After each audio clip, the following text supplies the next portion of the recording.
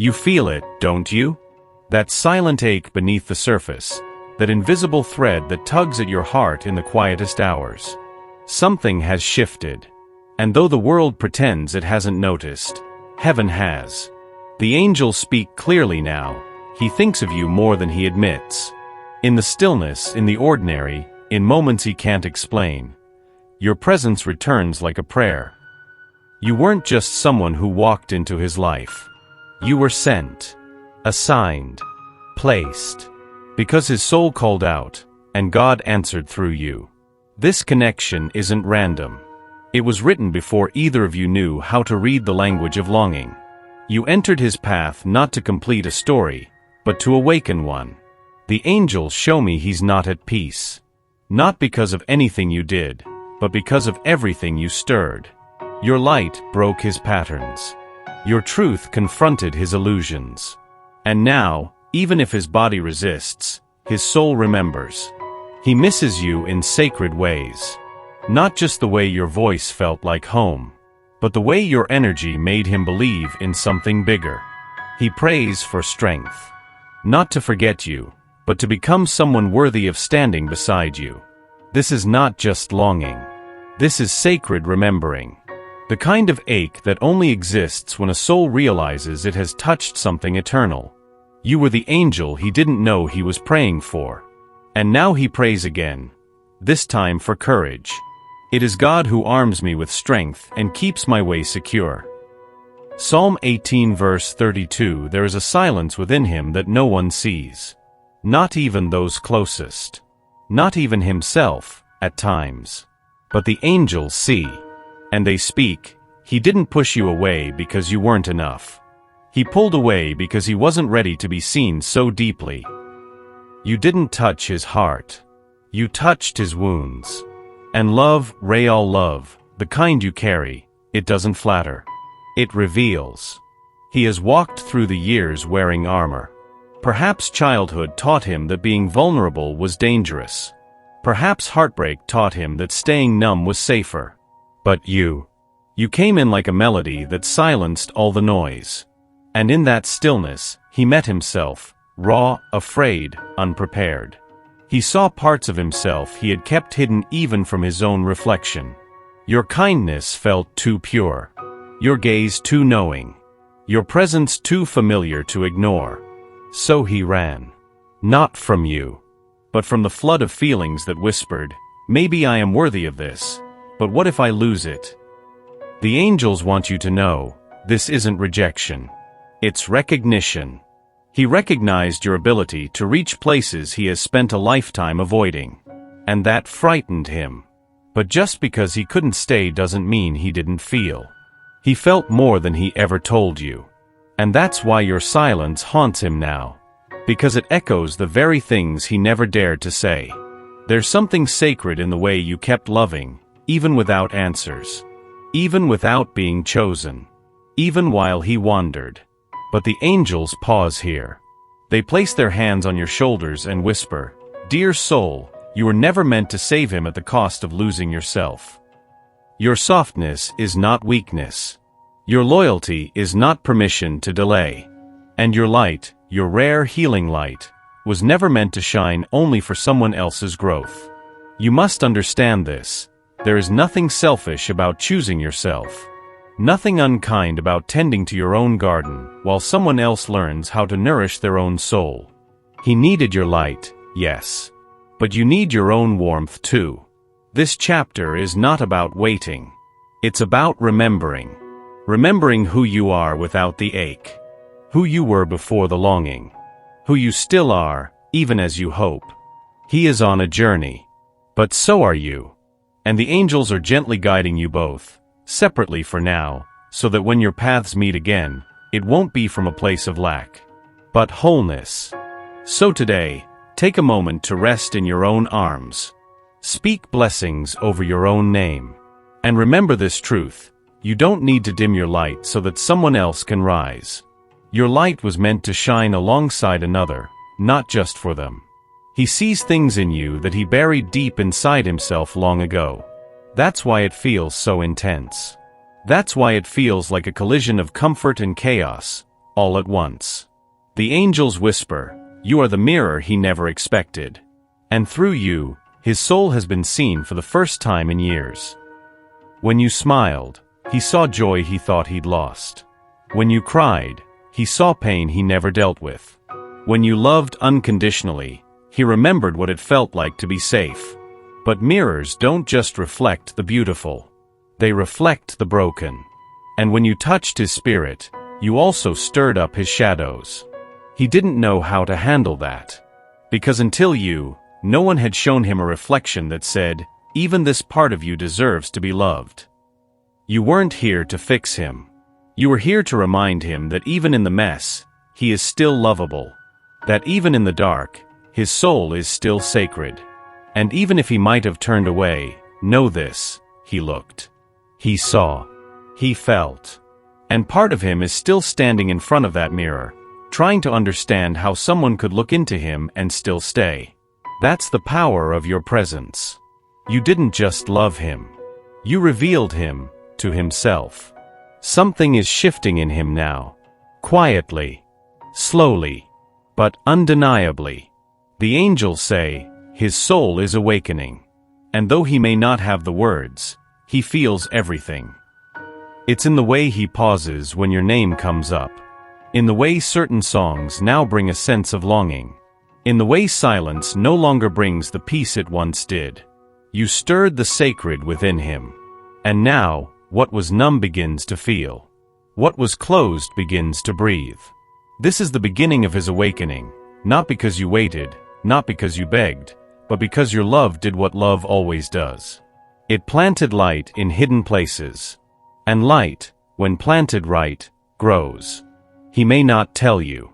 He may not even show you. But he's starting to question the life he built without you in it. The angels are with him. Not forcing. Just gently turning the soil of his heart. Making space for something new. Something real. Your energy lingers like morning fog on his soul. And with each sunrise, the fog begins to lift. He sees. Not everything.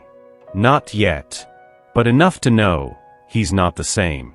You were not a chapter. You were a catalyst. Awake, O sleeper, and arise from the dead, and Christ will shine on you.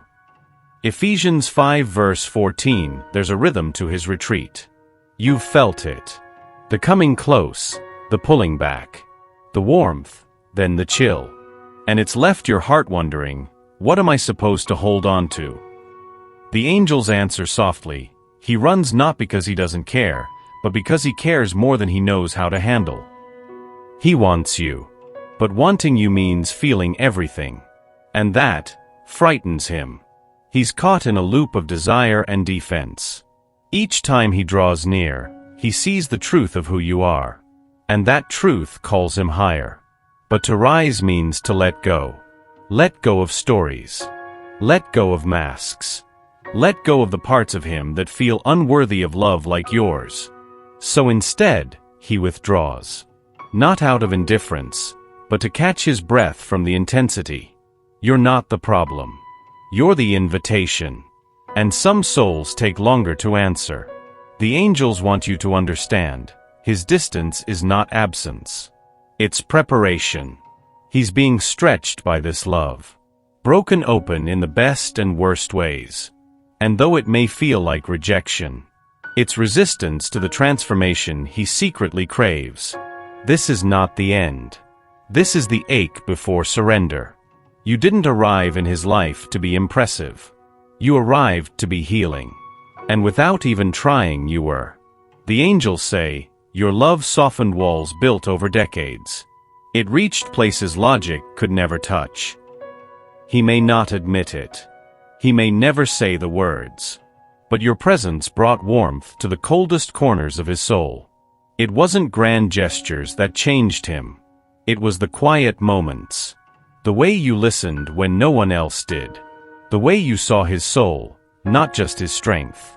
The way you stayed, even when he was unsure of himself. You became the pause in his chaos. The breath in his panic. The hope in his silence. And now, even if he's far away, even if he pretends he's unaffected, Your energy is still there. Like medicine that continues to work long after it's given. He doesn't even know how much you've healed. Not yet. But the angels are watching. They see it. They see how your kindness rewrote his stories. How your light gave his shadow shape. How your love didn't demand change. It simply made change inevitable. You didn't fix him. You reminded him he was never broken. You loved him like a prayer. And now, even in silence, that love is still working. Still mending. Still moving him home. There is a divine rhythm unfolding, even when you can't see it. Even when the silence feels final. The angels speak gently now. Every delay, every distance, every detour, is part of the design. You haven't been forgotten. You've been positioned. Held in sacred waiting. Because what's being prepared is greater than what's been lost. He's not gone. He's being led. Not by chance, but by the same grace that led you to him. There are things in him still being rearranged, old beliefs dissolving, fears being disarmed, a heart learning to walk without armor. And you? You are not here to chase.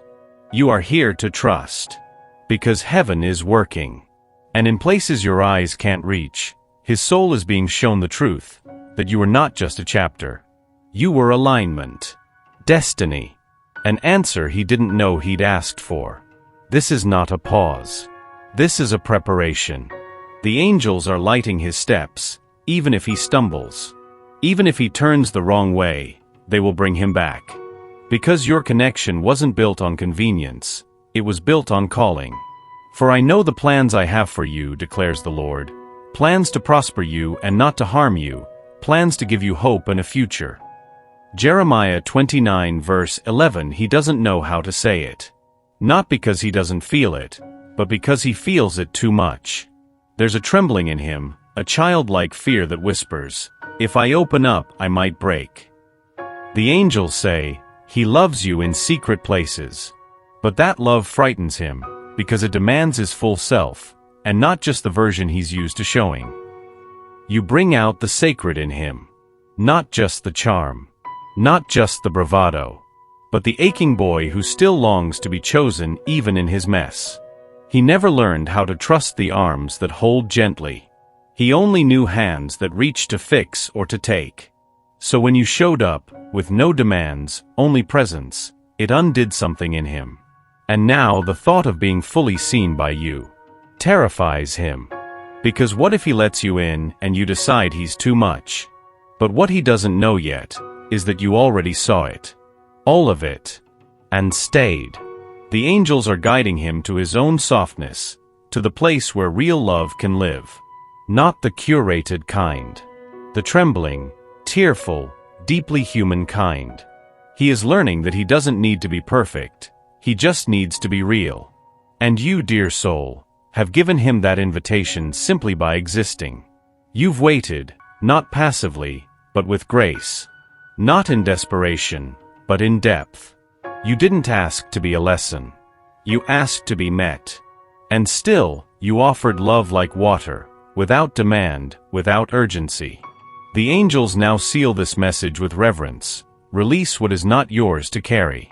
Let what's meant to return on wings, not wait. You've done enough. More than enough. Not because you tried harder, but because you loved purely. And that's the rarest kind.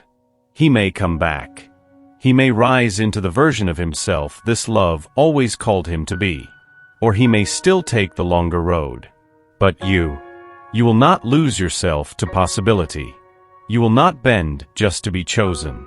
Because what's real doesn't require pursuit. It recognizes. It remembers. It finds its way. This isn't giving up. This is letting go, into the hands of the divine who has seen every tear, every whisper, every aching prayer from your soul. You are not waiting. You are walking forward. And if love is meant to be, it will catch up. He has made everything beautiful in its time. Ecclesiastes 3 verse 11.